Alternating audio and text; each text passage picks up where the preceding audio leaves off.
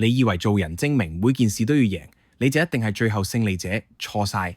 有時呢個世界最聰明嘅人，反而係睇落最蠢嗰個。有一個好出名嘅小故事，有個小朋友成日俾人拎兩個選擇嚟玩佢，一邊係1蚊大銀，另一邊係5毫細銀。每一次佢都毫不猶豫咁揀5毫，於是成條街嘅人都笑佢蠢。每日都有人繼續拎錢嚟測試佢，其實係想睇佢笑話。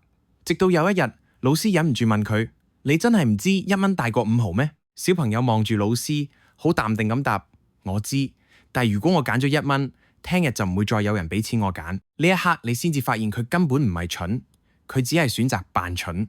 呢個世界有2種聰明人，一種係每件事都要贏，每句說話都要爭；另一種係明知自己贏都唔一定要贏。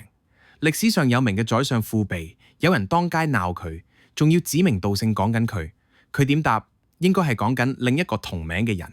結果對方反而覺得冇地自容，道歉收場。你會發現真正高段位嘅人唔係反擊得最勁，罵得最毒，而係佢根本不屑入局。其實做人太精明、太計較，真係好辛苦。